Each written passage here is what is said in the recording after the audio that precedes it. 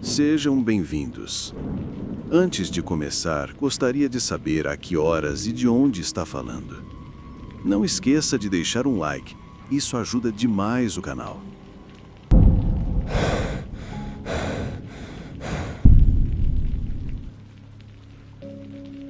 Eu nunca fui o tipo de cara que é bom em planejar as coisas com antecedência. Minha ex provavelmente diria que eu vivo a vida num estado permanente de mais ou menos. Hoje sou pai solteiro.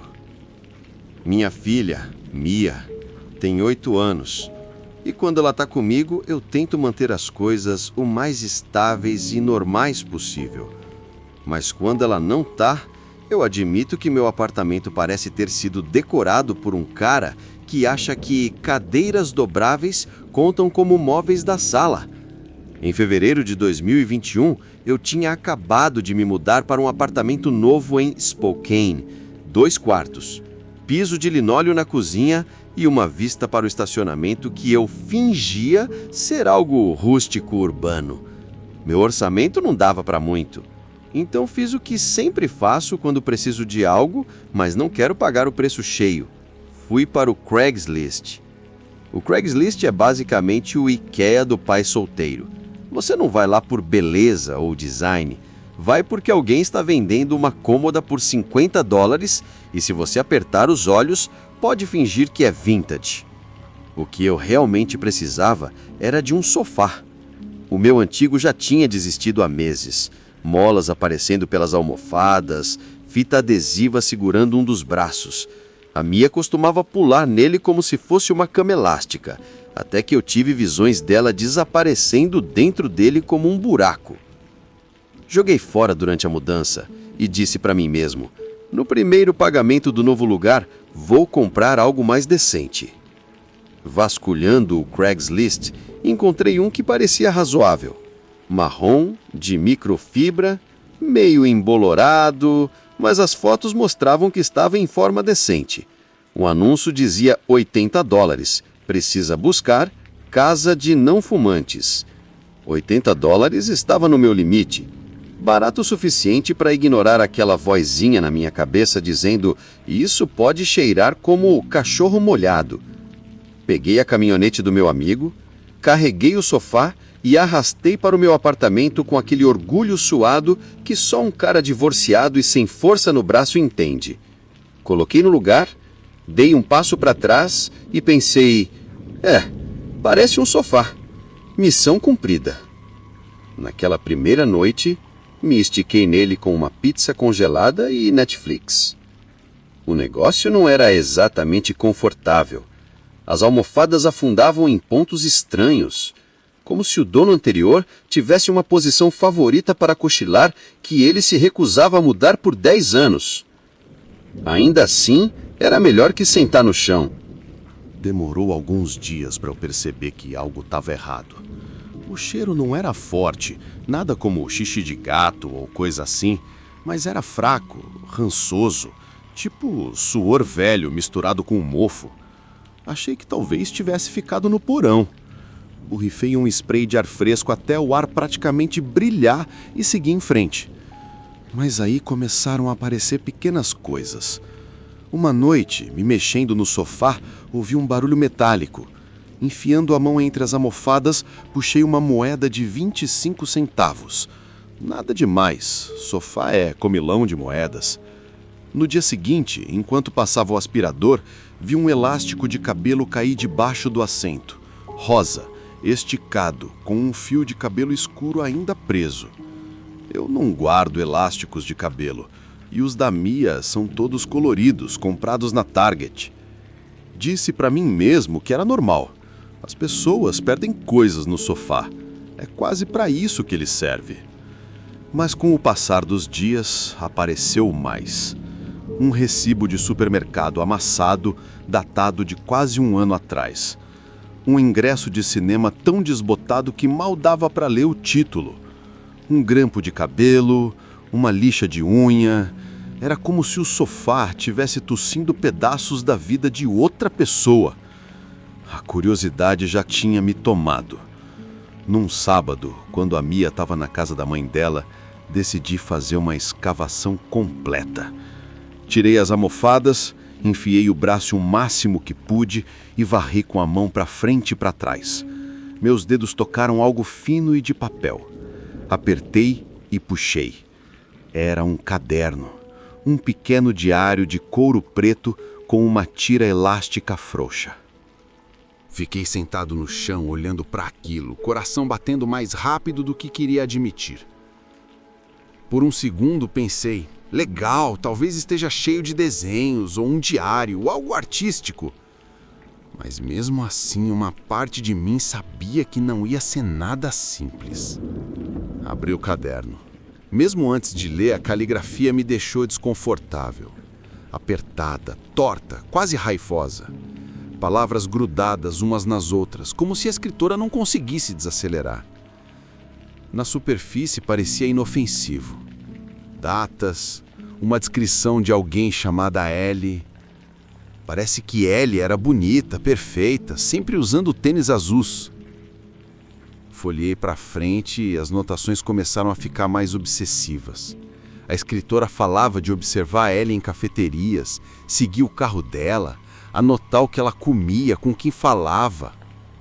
Ela não me notou hoje, mas vai notar. Meu estômago virou. Quanto mais eu lia, pior ficava. Páginas de fixações descontroladas. O sorriso dela, o cabelo, o jeito dela nunca trancar o portão dos fundos. A caligrafia inclinava ainda mais. A tinta preta cavava fundo na página.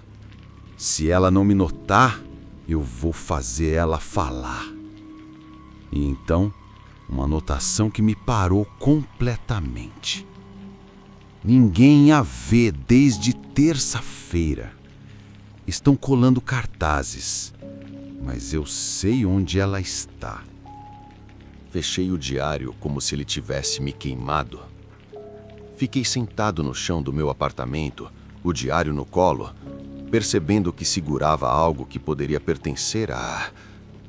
O quê? Um perseguidor? Pior. Minha boca ficou seca. Me senti estúpido por ter mexido naquilo sem luvas.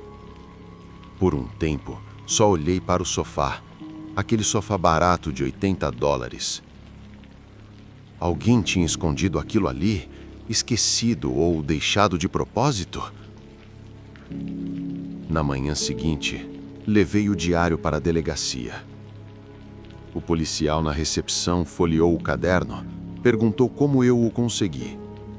Disse: sofá do Craigslist, encontrei escondido dentro. Ele anotou algo e disse que iriam dar uma olhada. Foi só isso. Nada de explicações, nada de garantias. Só, vamos cuidar disso. Saí de lá sentindo que tinha entregue um pedaço de veneno sem saber de onde tinha vazado. Semanas se passaram. A polícia nunca me retornou. Pensei em ligar para saber, mas, honestamente, parte de mim não queria saber. Não queria a confirmação de que o que eu tinha lido estava ligado a alguma pessoa desaparecida de verdade. Alguma família lá fora colando cartazes, enquanto a escritora daquele diário estava na sala deles escrevendo fantasias. O sofá ficou no meu apartamento. Eu não podia comprar outro tão cedo. Mas eu odiava aquilo. Cada vez que eu sentava, me perguntava quem mais tinha sentado ali antes de mim, o que pensavam, o que escreviam. Quando a Mia visitava, ela se esticava com o tablet, as pernas penduradas no braço do sofá, e eu forçava um sorriso enquanto minha pele se arrepiava. Nunca contei para ela sobre o diário. Tem coisas que criança não precisa carregar. Meses depois, finalmente juntei dinheiro para comprar um sofá novo numa loja de móveis em promoção. O velho nem tentei vender. Arrastei ele para trás, joguei perto das lixeiras e deixei lá na chuva. Ainda assim, não consegui me livrar dele. Cada achado de brechó, cada móvel que trouxe para casa depois disso, eu chequei. Puxava as gavetas, tirava as almofadas, passava a mão nas costuras feito um lunático. Na maioria das vezes, só encontrava poeira. Mas toda vez que pensava naquele diário, na maneira como a tinta cavava o papel, Naquela frase, eu sei onde ela está. Eu nunca soube se era real ou só delírio de alguém instável. Mas o não saber, isso é o que ficou comigo. Agora, toda vez que sento num sofá, meu, de amigo, até num consultório médico, me pergunto o que pode estar escondido dentro. Que segredos as pessoas deixam para trás, esperando alguém para encontrar. Aprendi do jeito mais difícil. Às vezes, a parte mais feia de um objeto não é o que você vê, é o que alguém deixou escondido dentro dele. Torne-se membro do canal e tenha acesso antecipado aos vídeos. Não se arrependerá.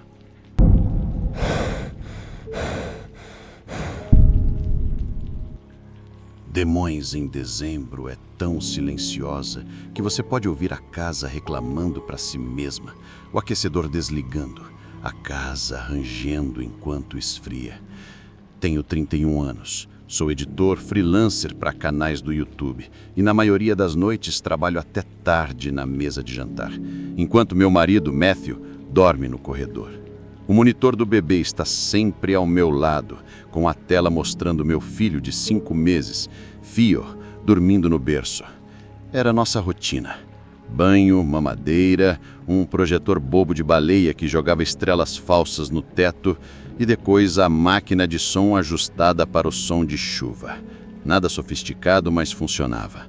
O monitor me dava tranquilidade e eu dependia dele mais do que gostaria de admitir. O primeiro sussurro veio tão fraco que pensei ter imaginado. Está tudo bem. Olhei para a tela. O Theo estava enrolado, dormindo profundamente. A barra verde do áudio no monitor piscava normalmente, com o chiado estático e o som suave da chuva. Convenci-me de que era interferência. Monitores de bebê captam coisas estranhas, rádios, telefones, até aparelhos dos vizinhos. Mas algumas noites depois, perto das 2 da manhã, ouvi de novo, mais claro dessa vez. Volte a dormir. Essa frase me fez parar o que estava fazendo. A voz não era minha, nem de Matthew. Era calma, no mesmo tom que eu usava ao falar com Theo no berço. Quando fui até o quarto e espiei, estava silencioso, só o som da máquina funcionando. Matthew descartou, dizendo que provavelmente era interferência do rádio. Tentei acreditar, mas comecei a notar. 12 de dezembro, 2h18 da manhã. Está tudo bem.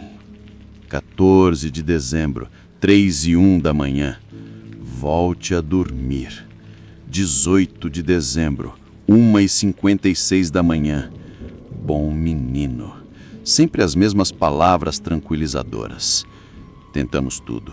Resetar o monitor, trocar de frequência, afastar do roteador, até substituir o aparelho. Mas não importava o que fizéssemos, os sussurros continuavam passando. A noite que me quebrou foi 21 de dezembro. Theo se mexeu no berço. No monitor ouvi: bom menino, volte a dormir. As palavras estavam tão perto. Peguei o receptor e fui até o quarto. Quando abri a porta, o sussurro não parou. Estava lá, não pelo aparelho, mas no próprio quarto, vindo do pequeno alto-falante da câmera do monitor. Puxei o plugue, a voz parou no meio da sílaba. Foi assim que devolvemos aquele monitor na manhã seguinte e compramos um novo, com criptografia e todas as promessas certas. Nas 2 primeiras noites, nada aconteceu. Na terceira, ouvi de novo. Está tudo bem. Foi quando liguei para o fabricante, depois para a empresa de internet e, por fim, para a polícia. Todos deram as mesmas respostas. Interferência, sinal cruzado, falhas inofensivas de tecnologia, mas nenhuma explicação combinava com o momento exato das palavras. Sempre logo após Theo se mexer, como se quem quer que fosse pudesse vê-lo. Tentei gravar no celular, mas a voz nunca aparecia quando eu estava preparada. Parecia que sabia.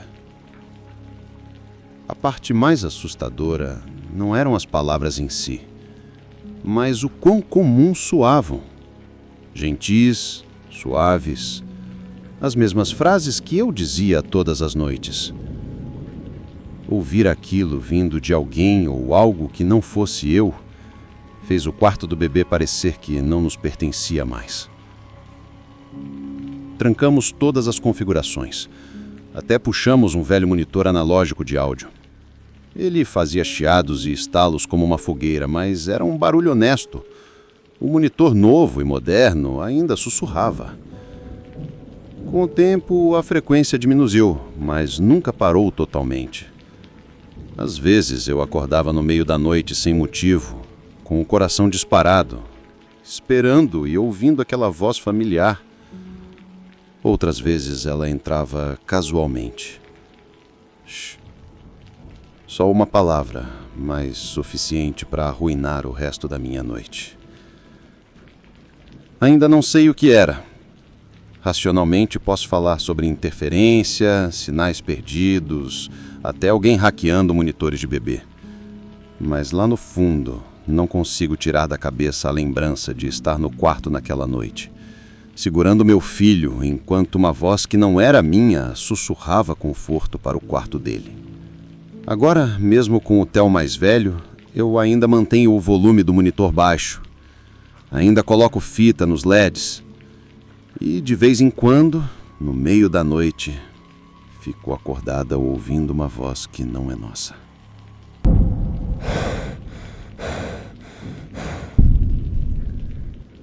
Eu moro em Denver e faço um pouco de trabalho com fotografia, principalmente retratos para idosos, produtos de pequenos negócios, mas na maior parte do tempo eu só amo tirar fotos.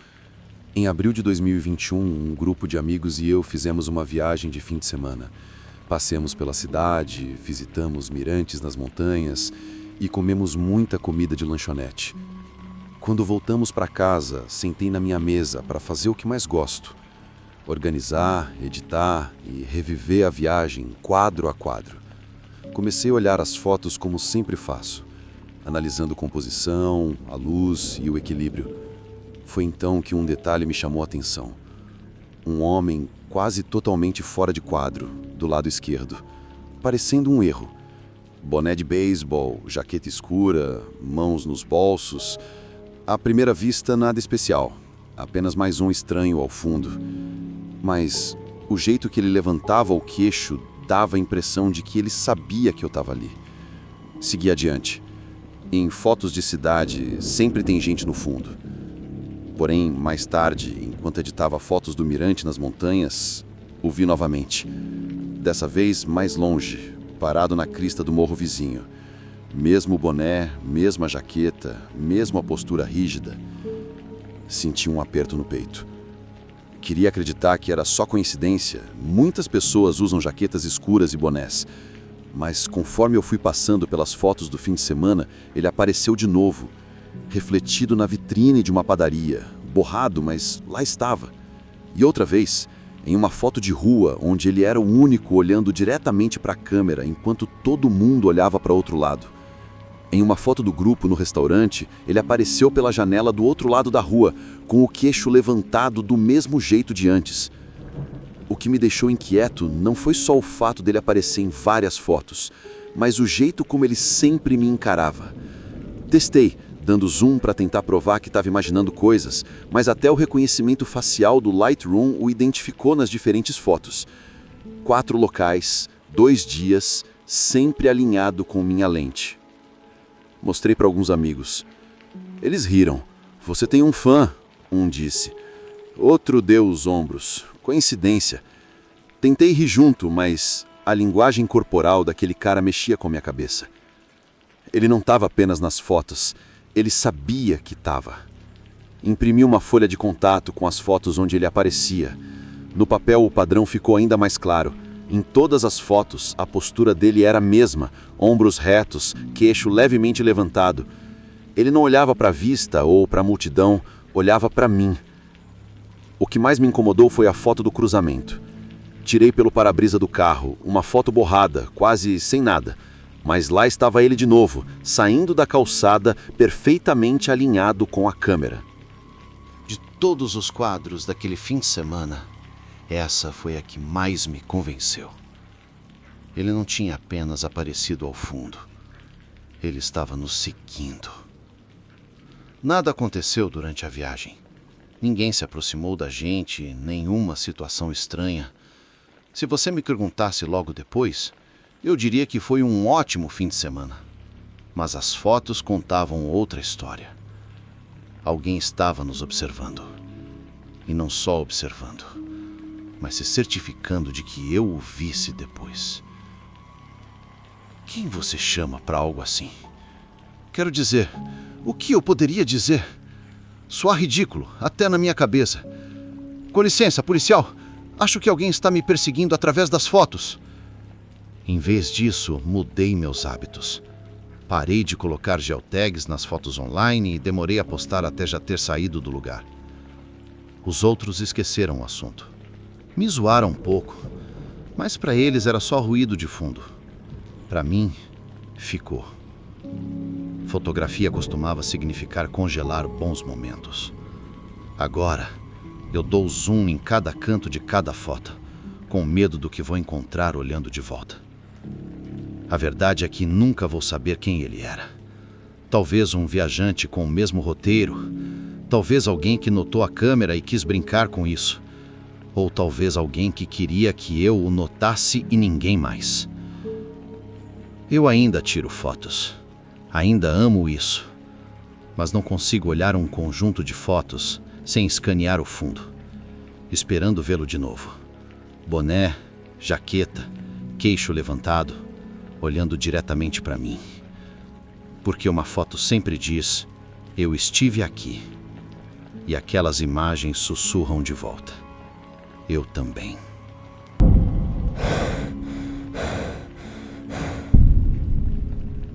Sou paramédico há tempo suficiente para saber que as noites em Albuquerque geralmente não deixam espaço para a imaginação. Quando estamos em plantão, corremos atrás de sinais vitais, endereços e horários. O resto é apenas ruído. Mas algumas ocorrências não desaparecem quando a noite termina. Elas ficam grudadas em você. Isso aconteceu em fevereiro de 2020, no plantão da noite.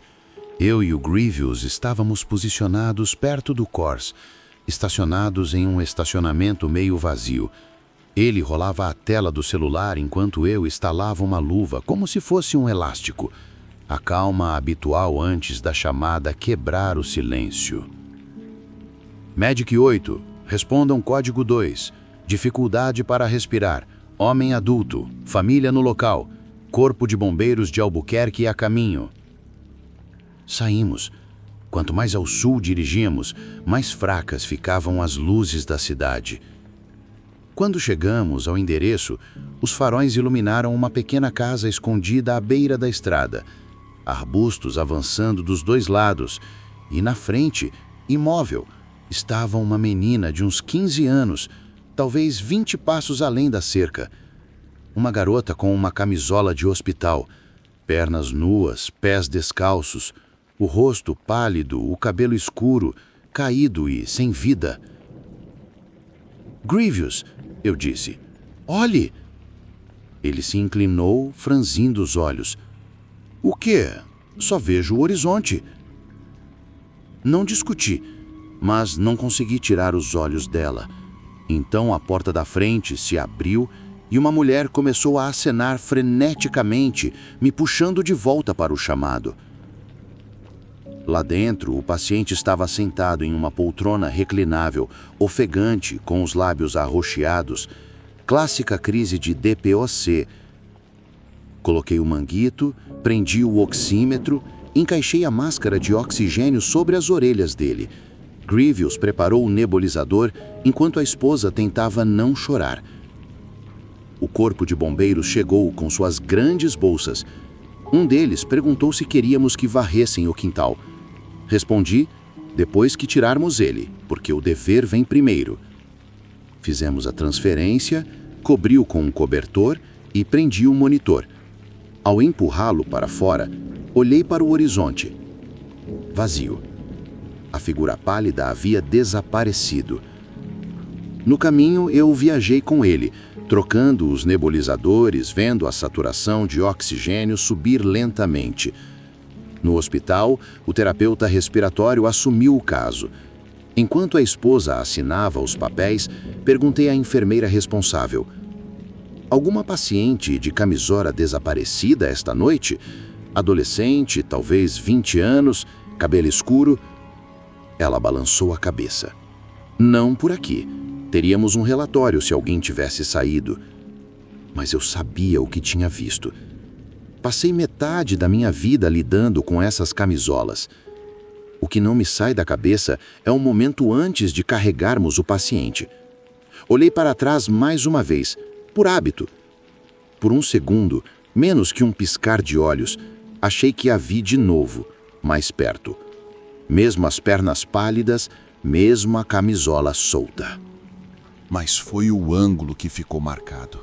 A cabeça dela estava inclinada para mim, não para casa. E embora estivesse longe demais para ver os olhos, senti que estava sendo observado.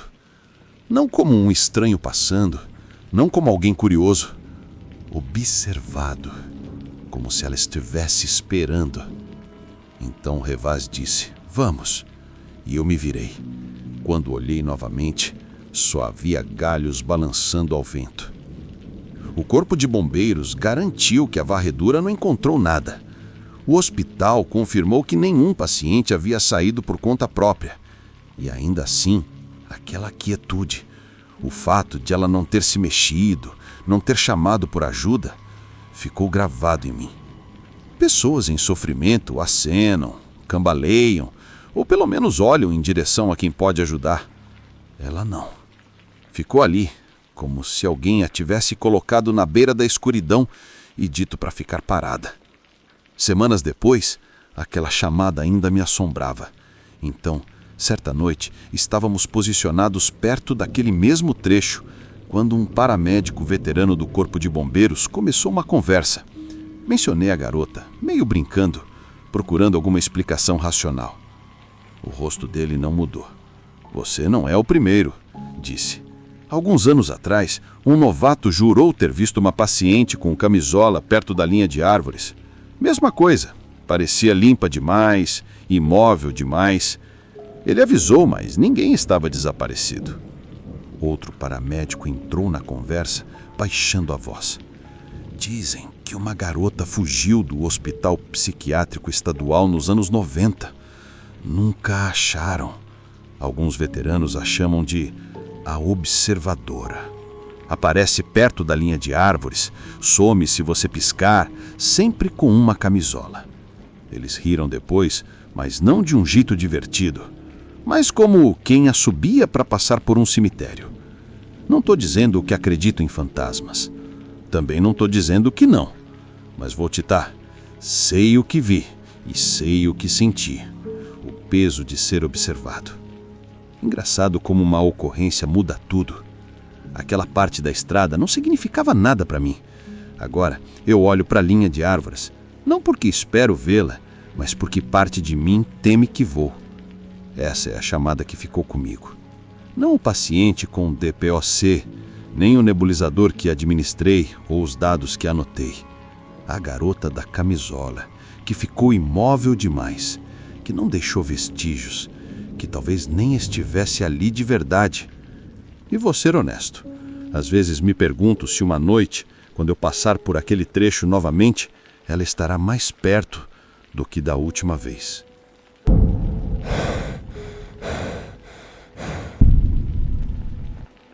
Eu tinha 28 anos, estava na pós-graduação, morando em uma residência estudantil em Ítaca. Não era nada glamouroso, apenas um apartamento simples de 2 quartos, com pisos rangendo, paredes finas como papel e aquecimento que só funcionava quando queria. O aluguel era barato e, em um lugar como Ítaca, isso já era motivo para não reclamar muito. Meu colega de quarto, Jeremy, também era um estudante de pós-graduação. Não éramos grandes amigos, mas nos dávamos bem. Ele era um pouco mais velho que eu, cerca de 30 anos, quieto, organizado, reservava-se bastante. Uma vez ele me contou que costumava sonambulista quando era mais jovem, mas que havia superado isso.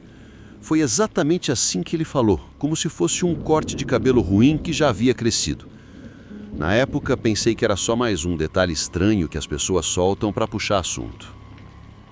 Eu não sabia que essa informação voltaria para me assombrar. Era uma quarta-feira à noite, em 2019. Eu tinha ficado acordado até tarde, corrigindo trabalhos, e finalmente me deitei por volta das 2 da manhã. Lembro que o quarto estava opressivamente silencioso. Aquele tipo de silêncio que te deixa muito consciente da própria respiração. Em certo momento, eu acordei. Sem barulho, sem movimento súbito, apenas aquela sensação estranha de que algo estava errado. Me virei e quase levei um susto. Jeremy estava parado no pé da minha cama. Ele não se mexia, só ficava ali, olhando para mim. Seus olhos estavam bem abertos, vidrados, mas sem foco. Seus lábios estavam ligeiramente entreabertos, como se estivesse no meio de um pensamento, mas nunca terminasse. Eu me sentei e sussurrei. Jeremy, tá tudo bem, cara? Sem reação. Eu tentei de novo, dessa vez mais alto. Jeremy! Foi quando ele se inclinou um pouco para frente e, com uma voz baixa e monótona, sussurrou. Estou esperando ele se mexer. Cada fio de cabelo do meu corpo arrepiou. Eu nem sabia como responder.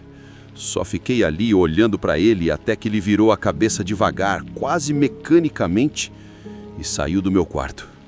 Seus passos se afastaram pelo corredor, suaves contra o piso antigo de madeira.